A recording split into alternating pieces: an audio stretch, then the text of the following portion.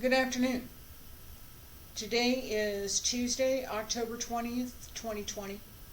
My name is Terry Morgan, and I appreciate you allowing me to spend a few minutes with you to talk about my Taiji program for veterans, particularly those with PTSD and other invisible injuries. They may be receiving treatment. There may be some therapies that they have tried. Maybe they've worked, maybe they haven't. Maybe they've tried a Tai Chi program and found that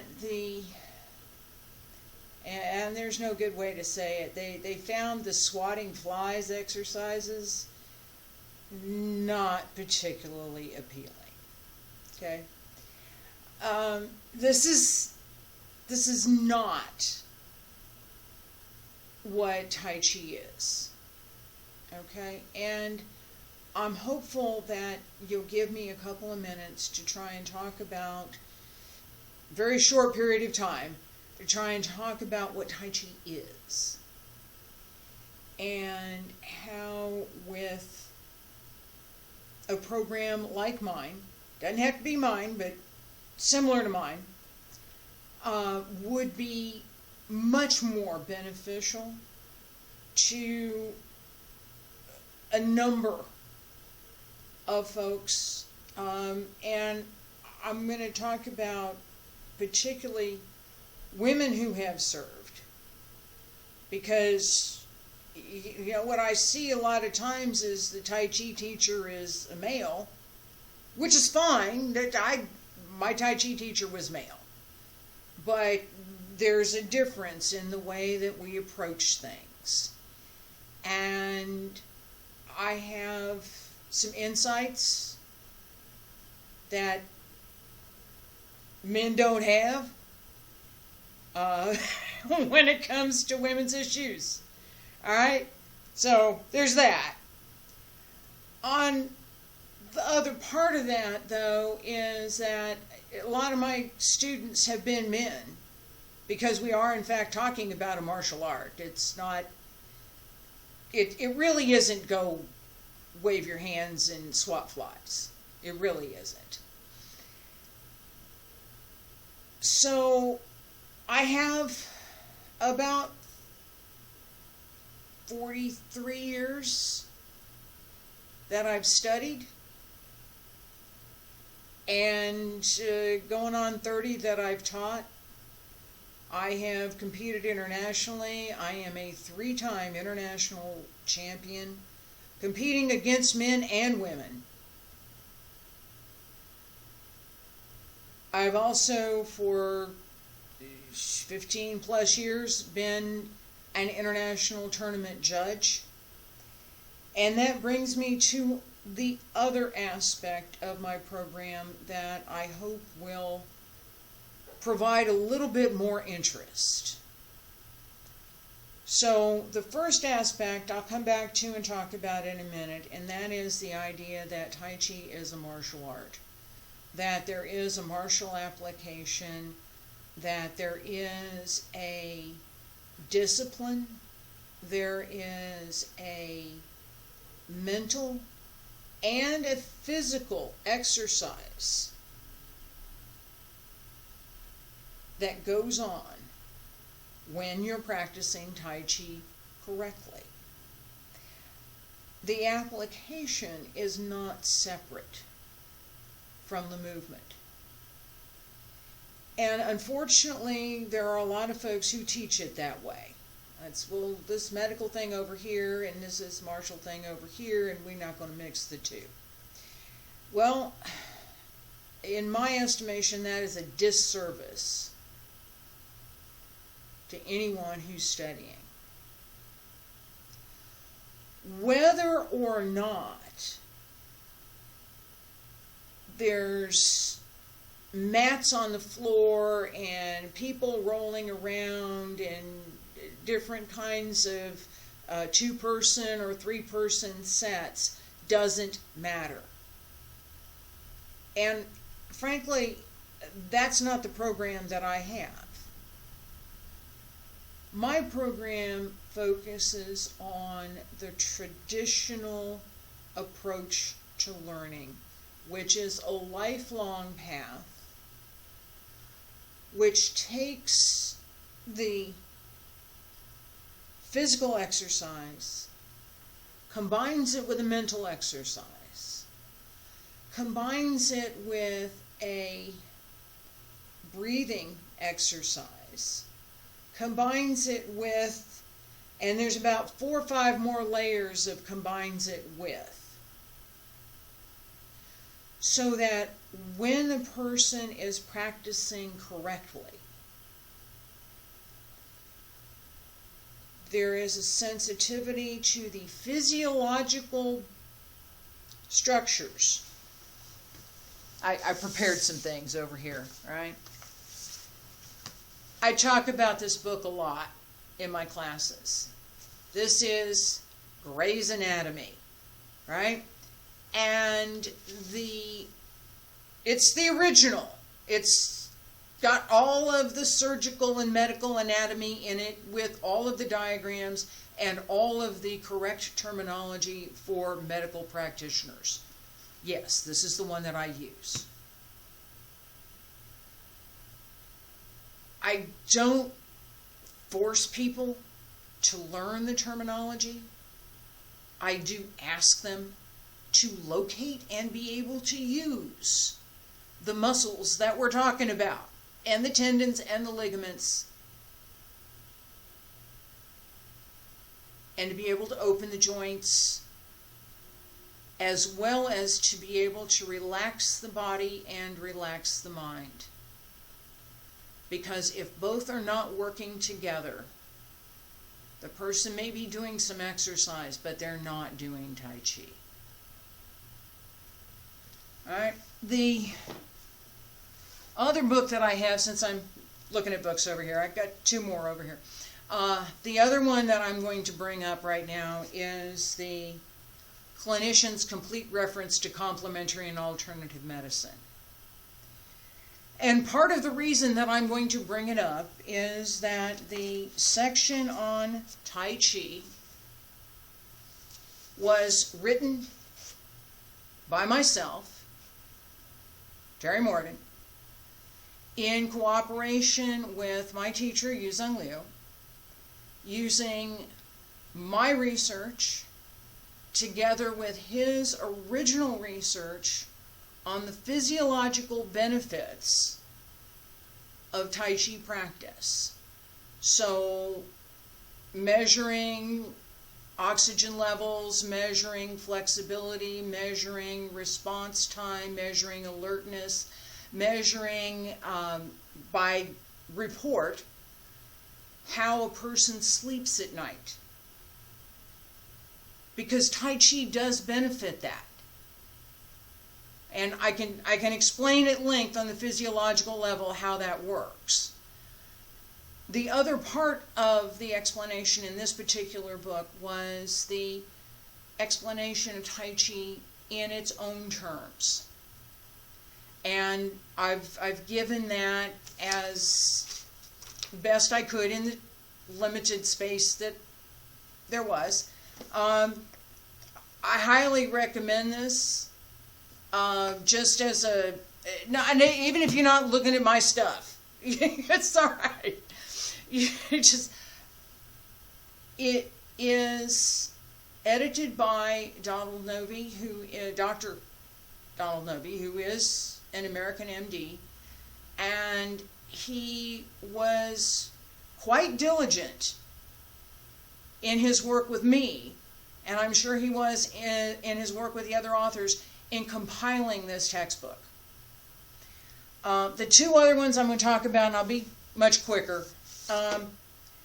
This is the Chinese English Dictionary of Chinese Medicine.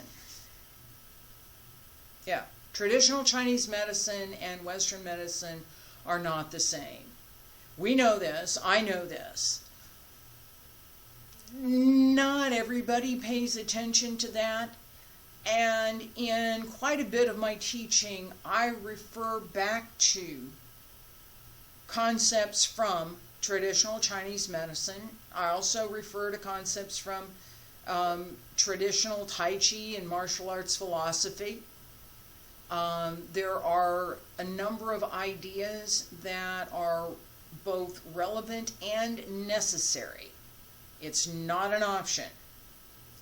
Again, this is the difference between I'm going to go swat flies and I'm going to learn something that I can practice for 40 years and not get bored with it. Bye. Been practicing for 40 years. I'm not bored yet.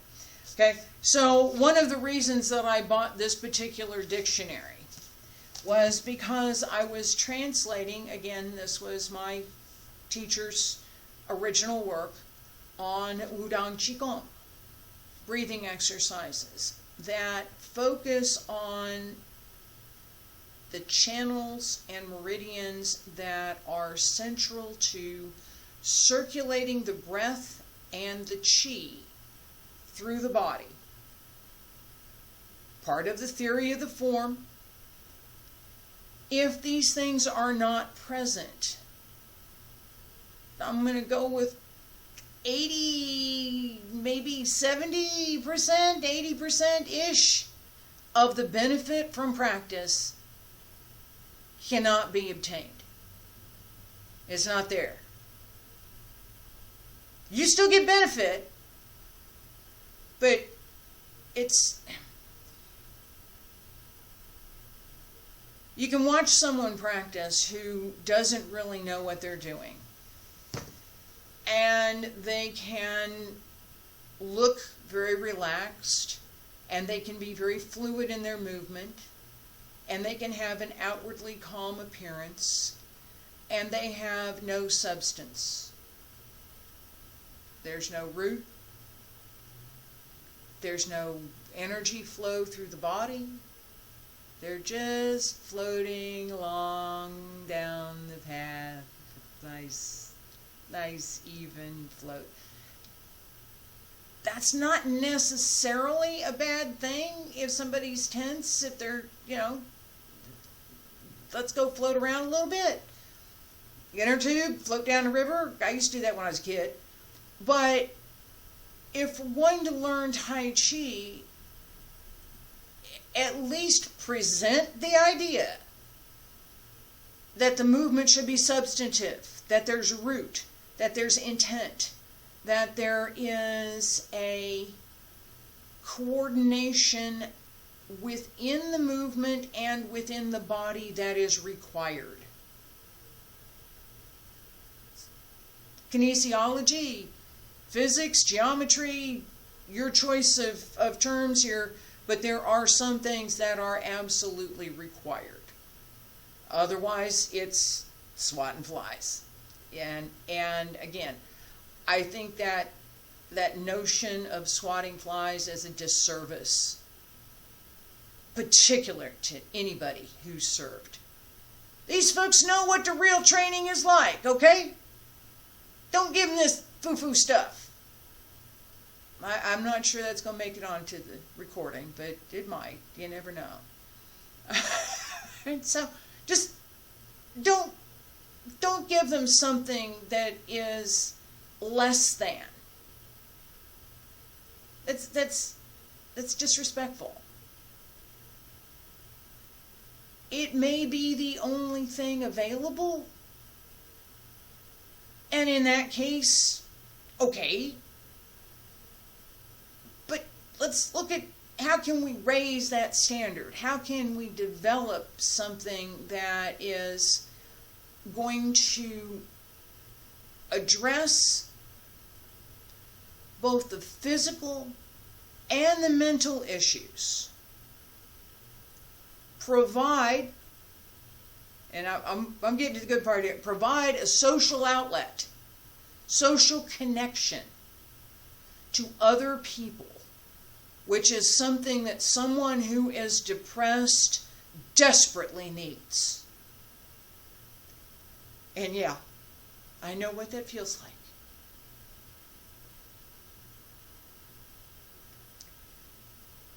And it's going to give an option for continuity. That, to the best of my knowledge, today doesn't exist. Okay?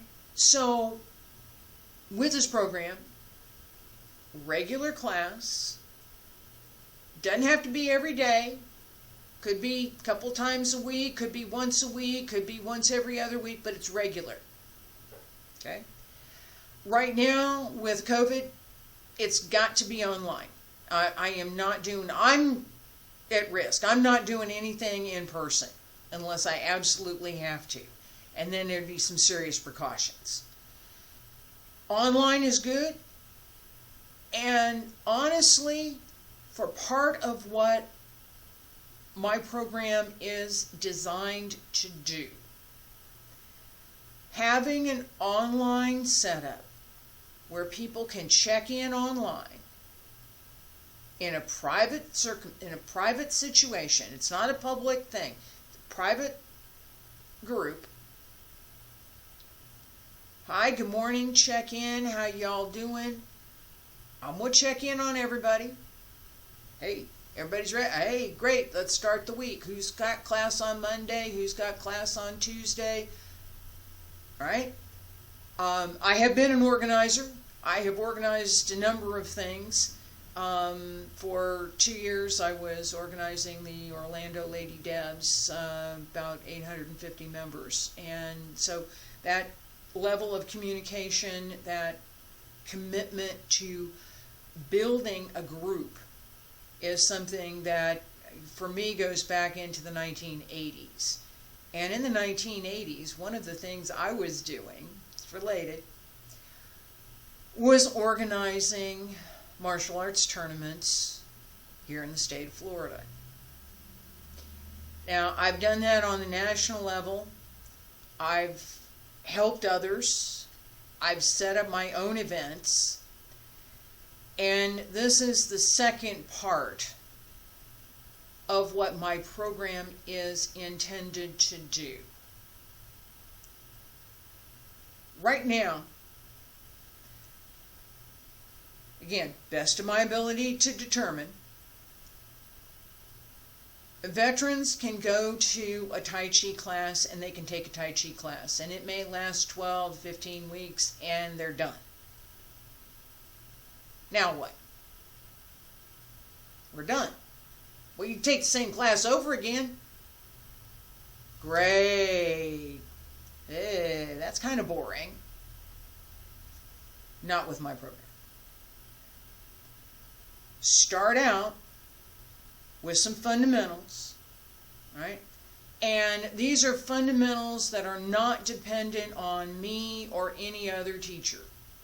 These are fundamentals for Tai Chi, and it can be Yang style, Chen style, Wu style, Wudang, Wu Hao, Hao style, Guangping Yang. I don't care what style it is, as long as it's consistent with the style. It has to be consistent with itself. No hodgepodge junk stuff.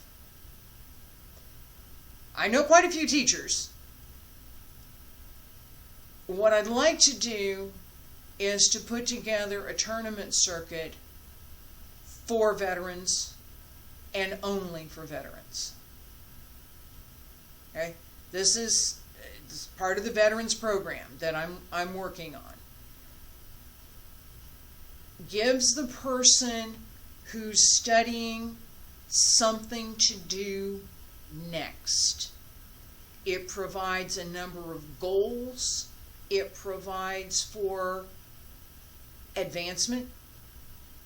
It provides for a structured way to maintain social contact. You think about this for a minute. I'm going to get together with a group of my friends. What are we going to talk about?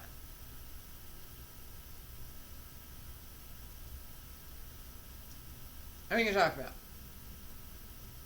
We talk about the kids. We talk about the grandkids. We talk about the cat, pets, dog. What you read last week. Something in the news. Right? There's nothing to hold us together. We're just going to talk. And that's fine, because maybe I've had these friends for 10, 15 years, and we can sit down at the table and just start talking, and it's fine. We're old friends. Not everybody can do that. So one of the things that I used to do when this was back in 1999, 2000, 2001, about 6, 7 years, I taught an open class Saturday mornings, 7 a.m., rain or shine. Be there. All right? Yeah, it's commitment. You're going to be there. We're going to practice. After class, we would go to a nearby breakfast diner. Everybody'd have breakfast, and we would talk about what we practiced that day, my history in some of the things that I've done, some of the adventures that I've had in learning for as many years as I have. I've been to a lot of tournaments and a lot of different places. All right, including not in the United States. All right, so there's that. So a lot of different places. And just because I'm talking about this, I've mentioned the Chinese. So yes, I am fluent in 我的汉语还可以，说的汉语也可以翻译. So I can speak and I can translate for Mandarin. I also have a couple other languages that I have some capability in. So this idea of having been in another environment where something has happened, could be good, could be not, is something that I have direct, first-hand experience with. Again, no person has exactly the same experience as any other person, and attempting to project my experience to someone else is not only foolish and stupid, it's disrespectful. Okay? So part of the mental discipline that comes with Tai Chi is this idea of focusing on your practice, of paying attention to the fine details of what you're doing, circulating the breath, and not allowing what I'm going to call the everyday junk to clutter up what you're doing, right? I need to go do some shopping, and I need to call this person, and I need to do that, and I'm going to do this push, and then I'm going to... No. You come to class, you pay attention to class. You leave class, you can leave class. You can leave class in the classroom. But that part of mental discipline is essential. The other part that I teach is the idea of both using that capacity, the capacity that we have to use the mind to direct the breath, to direct the body. And yes, it actually does work that way, and I will be doing some demo videos with this that you'll be able to see that. I've got a bunch of stuff already up on YouTube. But the point is that as we're going through the exercises, there are particular things that we should do, and there are particular things we should not do. So, for example, as I'm learning, I'm going to pay attention to the angle and the position of my step, the angle and the position of my hand, so that I get the right posture, that if I'm supposed to be here, that I'm actually here, as opposed to something like this, which is not correct, right? So there are those kinds of things that I pay attention to on the physical level. Once I have that sort of working, now I want to start to pay attention to the next level and the next level and the next level. So physical level, do I have the movement more or less in the correct position? Second, physical level, am I executing the movement with the correct timing and dynamic for this particular form, for this particular movement, with the idea, with the intent that I have determined for this particular move? And is that consistent with what the move is actually supposed to be doing in application? Which is, again, one of those things that gets completely left out of a lot of teaching. And it's unfortunate. The idea that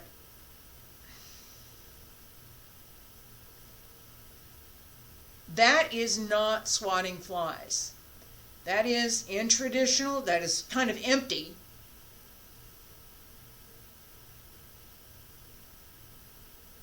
That was not as empty.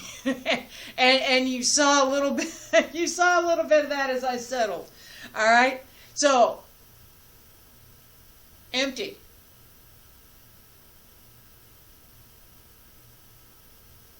Not so empty.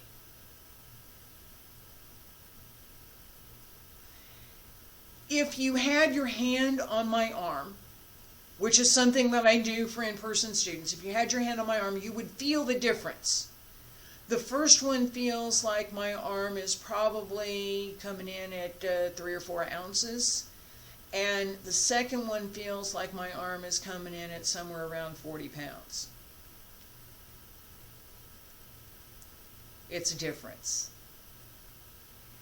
And it's knowing how to do that. It's part of what I teach. All right, so it's not fantasy. It's not mystery. It's physics and geometry. It's using the mind. It's coordinating the mind, the body, and the breath all together at the same time with the intent, with the dynamic of the movement, and with the spirit. This is the animating spirit that we talk about in sports. You say somebody's playing a spirited game. This kind of spirit. Okay? It's an animating spirit. Just, yeah, I'm ready for this. Let's go. Bringing that to the forefront for someone who has been depressed is huge. Getting up in the morning with the idea that I'm going to go do a check-in. I need to do my check-in 8:30, something like that. And my buddies are going to be having coffee. I can have coffee with them and we can chat a minute online. And then class is going to come up a little bit later. That gives a person who's enjoying this class something very much to get up and look forward to. All right, I'm going to segue that over again. I'm going to come back around to this idea of tournaments and things. I mentioned that I am a 3-time international champion, and I competed for 10 years, consistently placing first here in the U.S. and Canada at international and national tournaments here. I've also competed in China, taking a 1st, 3rd, and 6th place at the tournament in Zhengzhou in 1997. And I'm going to say that again. I took 1st place in China. It's not an easy thing for someone who is not Chinese to be able to do that. It wasn't easy for me to be there at all. I have a story behind that. But my point is that I have not only competitive experience, I have judging experience, both, again, in the United States and internationally, U.S., Canada, Bahamas, Jamaica, China, and I've I've talked to a couple of folks from other places, so I get around. Point being, I've seen the kind of training that folks do. This is in general. This is not the kind of setup that I'm looking to create for veterans. This is just in general. You got kids, you got the parents, everybody comes out for the day, you have a picnic, you have food vendors, you get trophies, you get medals, you get all kinds of things that create a community that provides direct support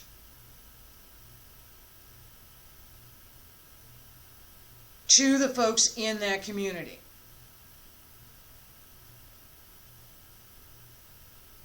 I'm going to get up in the morning, I'm feeling kind of grumpy, I do my check-in and I'm feeling kind of grumpy. My buddy says, hey, come on, let's go over to the park and we'll do a workout. We can social distance and we both know that we're not contagious, so we're okay. We'll just make sure everything's good.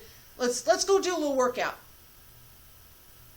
And the physiological result of doing that workout is they're both going to be hungry. They're both going to feel better. And because even if it was an online interaction, they didn't actually go out to the park. They've now had a social interaction that otherwise might not have happened.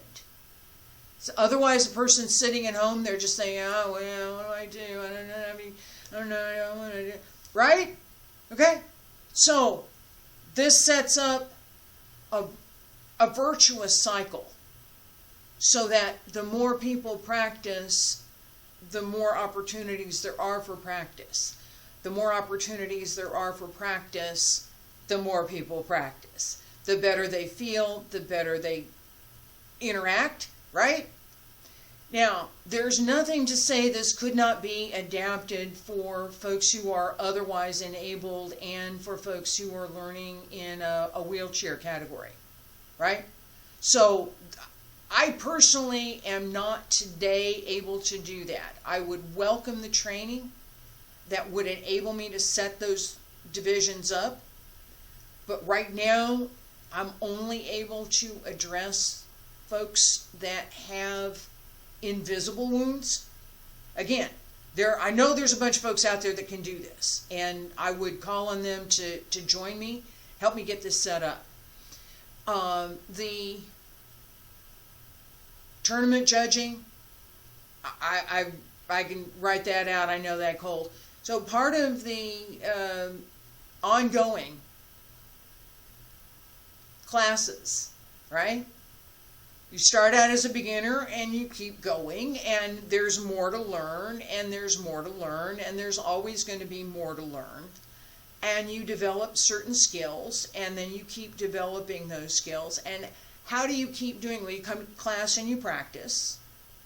And you may come to an introductory class for 12 weeks, but then there's another class that you can join that's going to go on for 16 weeks. Or maybe there's another class that you can join that's going to go on for another 12 weeks. But it's going to be different than that first one. Add some things. All right? And then, in addition to that, there's the opportunity, again, for this it's what I'm envisioning as a closed circuit. There's the opportunity for people to come together and have a tournament. Friendly. Rules say this is a sport, not actual combat. All right? So that's something that I need to make sure is real clear. This is sport. This is actual combat. Okay. Tournament is sport. We're going to go play, and we're going to have a good time. Kids are going to have a good time. Grandma and Grandpa are going to have a good time. Everybody going to go have a good time. And we'll all go out to dinner after. And I say that again from experience. I have, in my competitive career, found myself at the dinner table with the person who either defeated me or who I defeated in competition that day. Made us both better competitors. It did. Okay? So this idea of bringing people back together, of creating practice groups, creating competitive teams,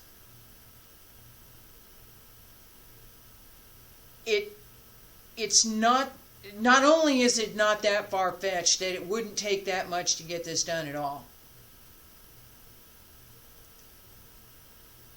The key is that enough veterans and their caregivers have an interest. I welcome any questions. I am happy to follow up with anybody that has wants more information. Absolutely. And I will be, just to let you know, I will be doing another video similar to this one, but focused on the participants and what we'd be covering in those 12 weeks, as well as this idea of a competitive tournament circuit and how that might actually get off the ground. Again, it wouldn't take that much. I have a plan. I have a plan. Happy to share. Thank you for being here today. I appreciate it. And reach out. Phone number's on the screen. Thanks again.